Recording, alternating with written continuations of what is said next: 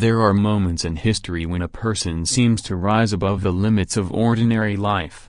A moment when a young man jumps higher than anyone expects. A moment when time appears to slow down. The crowd becomes silent. The ball leaves his hand. And for a fraction of a second, everything depends on one decision. For millions of people around the world, that young man became known simply as Michael Jordan. But before the championships, the fame, the millions of dollars, and the legendary sneakers, there was a boy growing up in North Carolina. He was not born into basketball royalty. He did not begin life as a guaranteed superstar.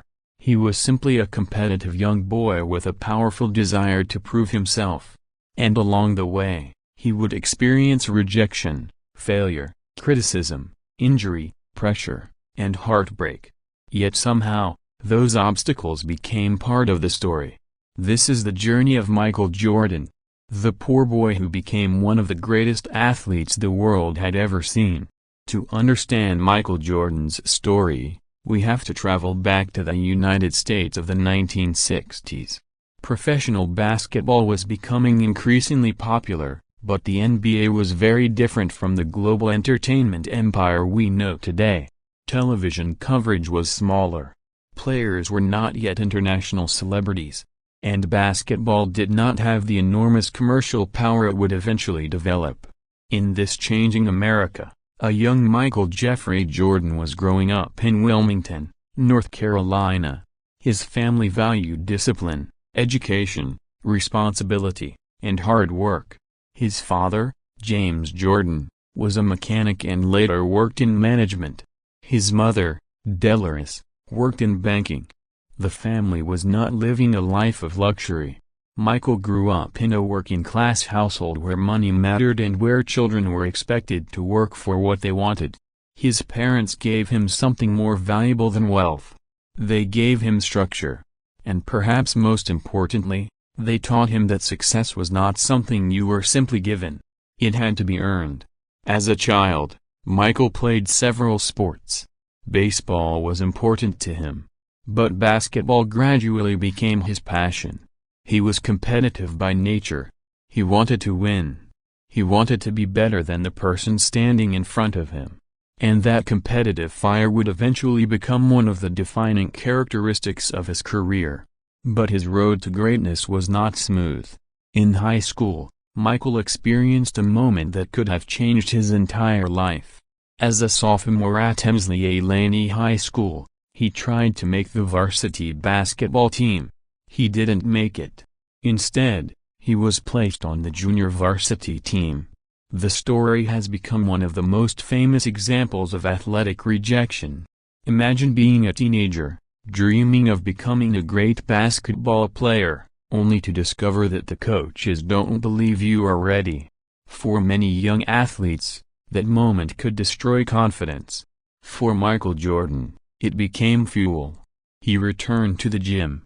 He practiced. He worked. He grew physically and mentally. And when the next season arrived, the player who had once been overlooked was becoming impossible to ignore. But there was something deeper happening. Jordan wasn't simply practicing basketball. He was learning how to respond to failure. That lesson would follow him for the rest of his life. Jordan eventually became a highly regarded high school player and earned a scholarship to the University of North Carolina. There, he entered one of the most respected basketball programs in America under legendary coach Dean Smith. Jordan was surrounded by talented players. The pressure was enormous. But in his freshman season, he created one of the first unforgettable moments of his career. The 1982 NCAA championship game. North Carolina faced Georgetown. With seconds remaining, the game was tied. Jordan received the ball. He rose. He released the shot. And it went through the basket. A young freshman had just hit the championship-winning shot. It was an early glimpse of something that would become a defining part of his identity. When the pressure became enormous, Jordan seemed to become even more focused. After 3 seasons at North Carolina, Jordan entered the 1984 NBA draft. The Chicago Bulls selected him with the third overall pick. At the time, nobody could know exactly what was coming. The Bulls were not yet the dominant team they would become. But Jordan immediately changed the atmosphere. He brought speed, athleticism, confidence, and a style of play that seemed almost impossible. He could attack the basket with extraordinary control. He could change direction in midair. He could finish difficult shots while falling away from the basket. And he could make ordinary moments feel dramatic. Fans began filling arenas to watch him. The young player from North Carolina was becoming a phenomenon. But greatness always attracts resistance. And Jordan soon discovered that talent alone would not be enough. The NBA was physical. Jordan faced defenders who were determined to stop him by any means within the rules. He was knocked down. He was injured. He was challenged. And sometimes he was simply overwhelmed by stronger opponents. One of the biggest obstacles came in the late 1980s from the Detroit Pistons. The Pistons developed a defensive strategy designed specifically to make Jordan's life difficult. The approach became famously known as the Jordan Rules. Detroit's physical defense tested him mentally and physically. The Bulls repeatedly lost to the Pistons. For Jordan, this was another painful lesson. Being the most talented player on the court did not guarantee victory. He needed a better team. He needed greater physical strength. And he needed to become more complete. So he worked. He became stronger. He improved his defense. He refined his passing. He learned to trust his teammates. And slowly, the balance began to change. In 1991, everything changed. The Chicago Bulls finally defeated the Detroit Pistons and reached the NBA Finals. Waiting for them were Magic Johnson and the Los Angeles Lakers. The finals became a defining moment. Jordan had already become a superstar. Now he had to prove he could become a champion. Chicago won the series. Michael Jordan won his first NBA championship. And then came something extraordinary. The Bulls did it again. And again. And again. From 1991 through 1993, Chicago won 3 consecutive championships. Jordan became the central figure of an expanding basketball culture. His image was everywhere. His shoes became cultural symbols. His commercials reached millions. His style influenced young athletes far beyond the United States. Basketball was becoming a global language. And Michael Jordan was becoming its most recognizable face. Perhaps the most fascinating part of Jordan's story is not his physical ability. It is his mind. Jordan possessed an extraordinary competitive drive. He remembered insults. He remembered failures. He remembered opponents who doubted him. Sometimes, even the smallest criticism could become motivation. There are countless stories of Jordan using perceived disrespect as fuel. Whether every story is perfectly accurate or not, the larger truth is clear. Jordan built an identity around competition. He wanted pressure. He wanted a responsibility. And he wanted the final shot. Modern sports science helps explain part of this phenomenon. Elite athletes develop exceptional motor skills through years of deliberate practice. Repetition allows movements to become faster and more automatic. But physical ability alone does not explain Jordan. His greatness also involved anticipation, decision-making, spatial awareness, reaction speed, balance, and psychological control. His body was trained. But so was his mind. Then, at the height of his career, Jordan shocked the world. In 1993, after winning 3 championships, he announced his retirement from basketball. His father had been murdered earlier that year. The loss deeply affected him. Jordan stepped away from the game. For basketball fans, it was difficult to understand. How could the greatest player in the world simply walk away? Jordan pursued professional baseball instead. He joined the Birmingham Barons, a minor league baseball team. It was not an easy experience. He struggled at the plate. He was far from the dominant athlete basketball fans were accustomed to seeing. But once again, Jordan was willing to be a beginner. He returned to basketball in 1995. His famous announcement was remarkably simple. "Jordan is back." And the basketball world exploded. Jordan returned to the Bulls. But this time, he had something to prove. The Bulls entered the 1995-96 season with tremendous determination. They won 72 regular season games, setting an NBA record at the time. Jordan won the league's Most Valuable Player award. Then came the playoffs. Chicago reached the NBA Finals and defeated the Seattle Supersonics. Jordan won his fourth championship. The Bulls would win 2 more championships after that. 3 more titles. 3 more finals victories. By 1998, Jordan had won 6 NBA championships.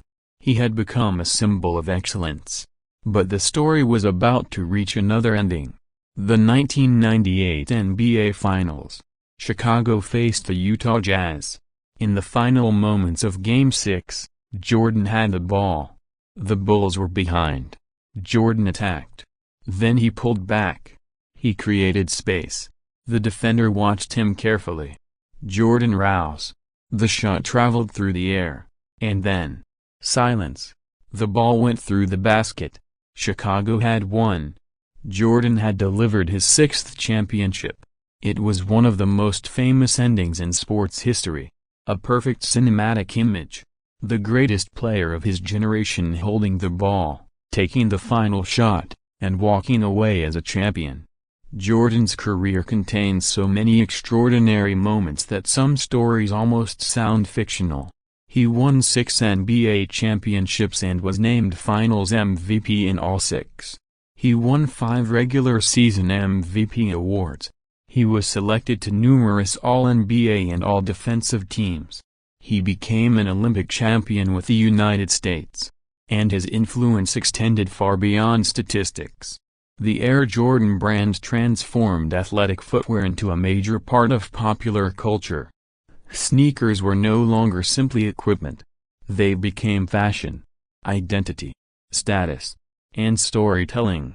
Young people didn't just want to play like Michael Jordan. They wanted to walk like him, dress like him, and, in some cases, imagine that they could become him.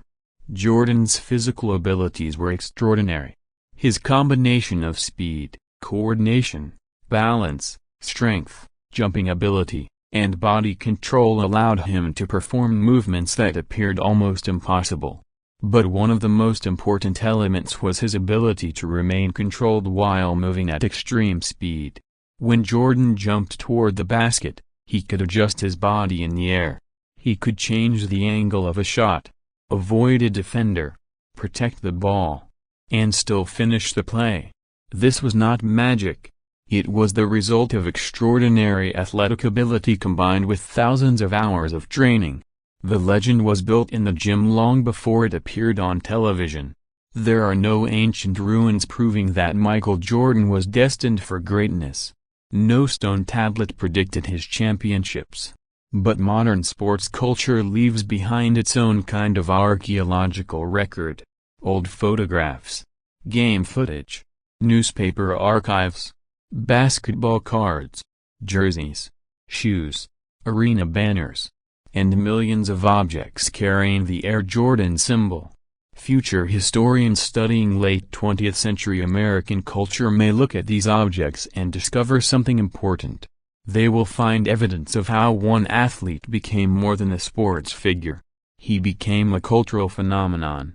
Why was Michael Jordan so successful? Some say it was his natural athleticism. Others point to his work ethic. Some emphasize his competitive personality. Others argue that his success came from the combination of Jordan, Scottie Pippen, Phil Jackson, and the Chicago Bulls organization. The truth is probably more complicated. Greatness rarely comes from a single ingredient. Talent opens the door. Practice builds the skill. Coaching creates structure. Teammates create opportunity. Failure creates resilience.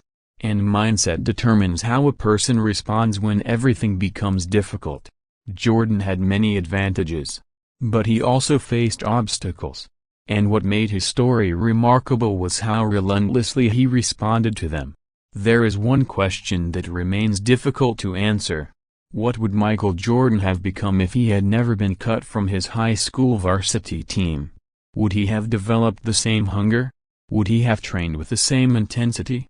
Would the rejection have mattered? We cannot know. Perhaps that is the most interesting mystery of his story. The greatest basketball player of his generation may have been shaped, in part, by the moment when someone told him he wasn't good enough. The rejection did not create his talent, but it may have helped reveal his character. Today, decades after his greatest victories, Michael Jordan remains one of the most recognizable athletes in history. His championships are remembered. His dunks are replayed. His shoes remain cultural icons. His number, 23, became legendary. But perhaps the most powerful part of his legacy is not the number of trophies. It is the story of transformation. A young boy who experienced disappointment. A college player who hit a championship-winning shot. A professional athlete who endured brutal defenses. A champion who walked away. A baseball player who struggled. A basketball legend who returned. And a competitor who finished his career with 6 championships. Michael Jordan's journey reminds us that greatness is rarely a straight line. Sometimes it begins with failure. Sometimes it grows in silence. Sometimes the world sees only the final victory and forgets the years of work that came before it. Imagine that young boy again, standing on a basketball court in North Carolina. The gym is not filled with thousands of fans. There are no championship banners.